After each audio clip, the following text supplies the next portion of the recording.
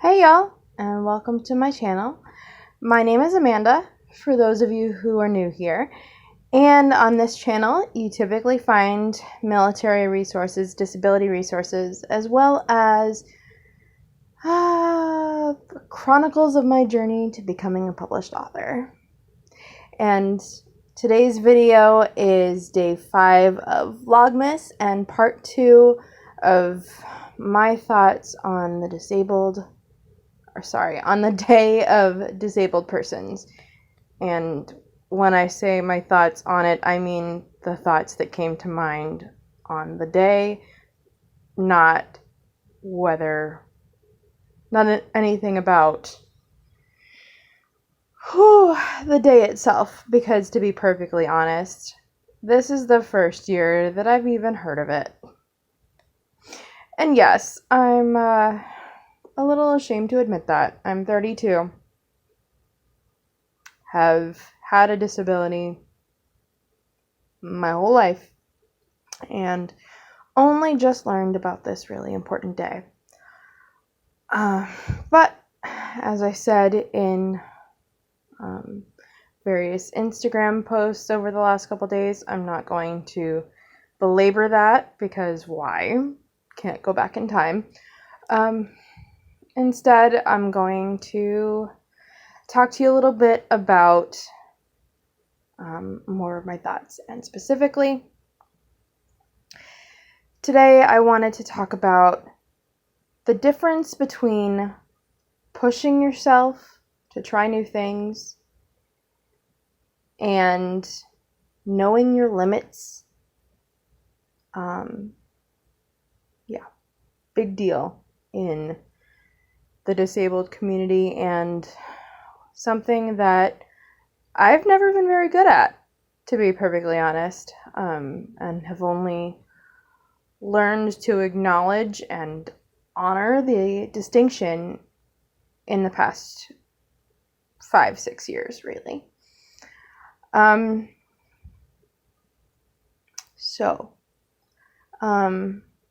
Pushing yourself. Everybody, whether they have a disability or not, at some point or another, feels the need to push themselves, to get out of their comfort zone, to try new things, to do things that they don't consider themselves good at, or things that don't incorporate their strengths. That's good, it's natural, it's healthy, it's important for growth for everyone. And then on the flip side, knowing your limits, it's about knowing your capacity in terms of your energy, in terms of your health, in terms of what your body physically can and cannot do.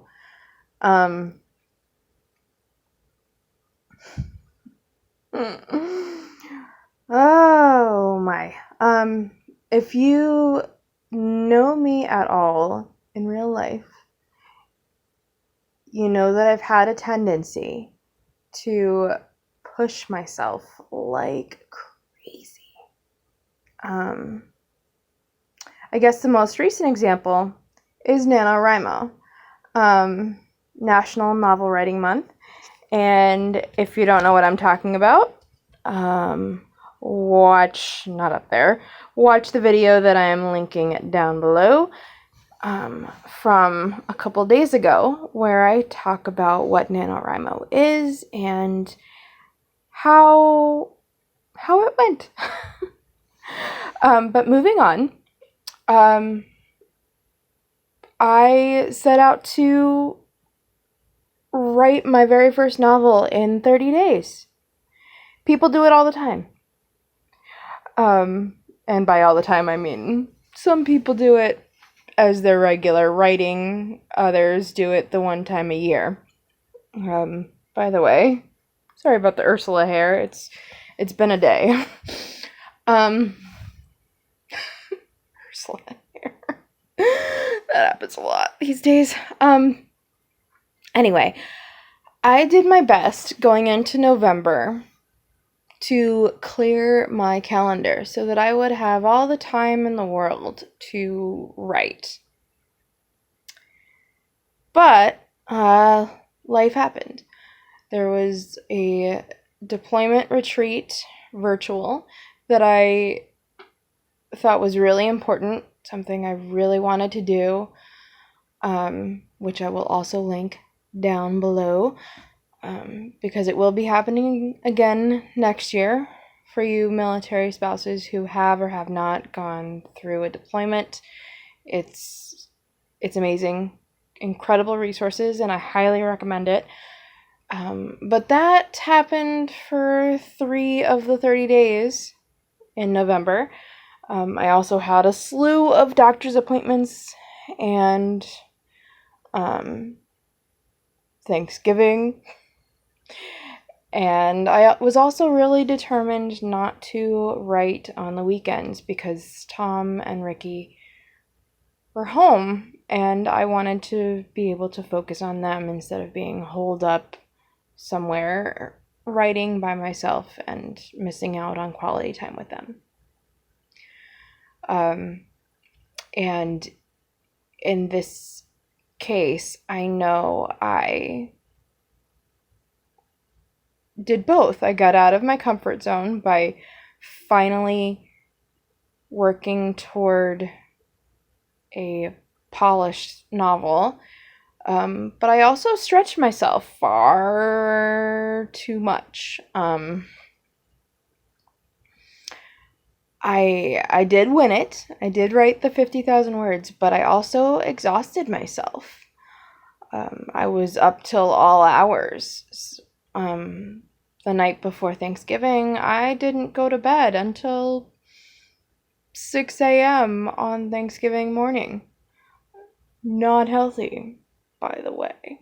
I don't know if you could see the dark circles under my eyes, and honestly, they're just a part of life, but a lot of that is because I stretched myself so much.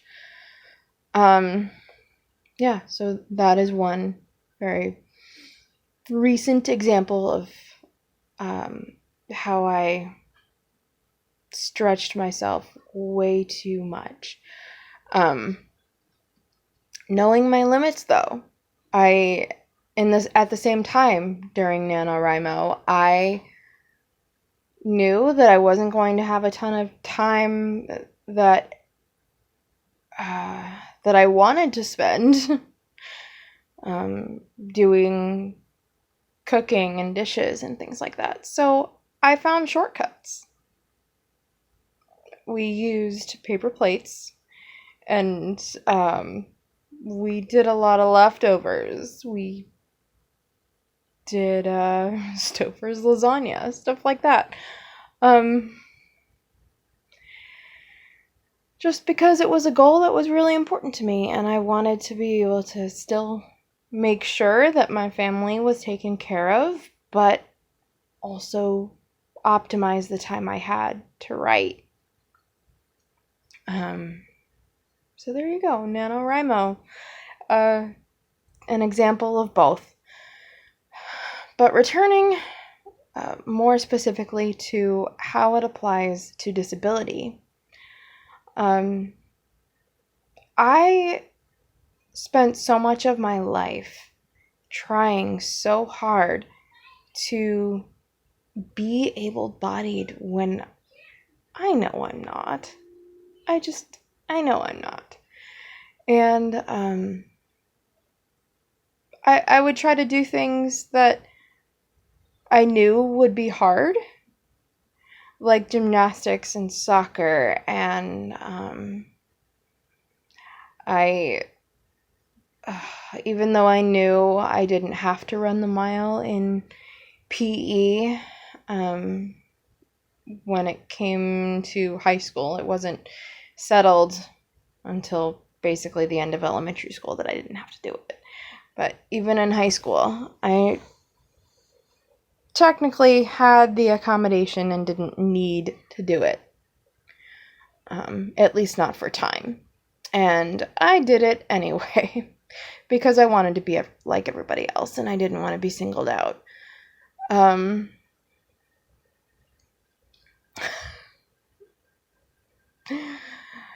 Oh, I wish that I hadn't tried so hard to be just like everybody else. On the flip side, I have learned since high school not to ignore my limits. And one such example of that is that while I was pregnant with my son, who's now almost 3, I was really sick. I couldn't, I was throwing up from week 7 throughout the rest of the pregnancy. And I would try to stand up and do laundry or load or unload the dishwasher. And I would get dizzy. And part of that was pregnancy symptoms, I think, and part of it was that my shunt was malfunctioning. And yeah, I'll tell you more about that in tomorrow's video. But I would get halfway through a load of laundry, like just putting it in the washer, or halfway through unloading the dishwasher, and I would be so dizzy that I'd have to go sit down and take a nap. And I wouldn't get back to it most of the time. And I wasn't being lazy in those moments. I was recognizing that my body was begging me to sit down, to rest, to stop pushing my limits.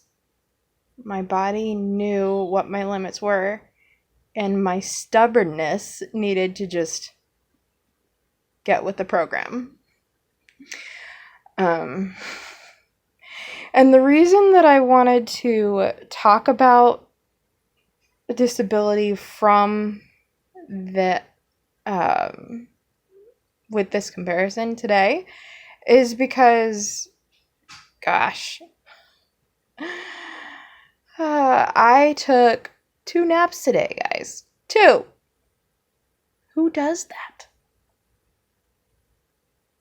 I hadn't before the last couple of weeks, but yeah, 2 naps. And I tried to ignore it, but my body, again, was not having it. Nap time. Needed it badly. So, I decided to recognize the limits and do what my body said. And I highly encourage you, if you have a disability, whether it looks like mine or not, or if you don't, and you simply are one of those people who really works hard to do what needs to be done, or you have really huge goals for yourself, and you work toward those, learn to recognize the difference between pushing yourself and knowing your limits, because it's important for your physical health, your mental health, and it'll make you happier in the long run. Your relationships will be much better and stronger, and you'll just be happier altogether. And that's what I have for you today. If you like this video, give it a thumbs up. If you aren't subscribed, please do consider subscribing, and click the notifications so that you know when my videos go live. And I will see you in tomorrow's video. Thanks for watching.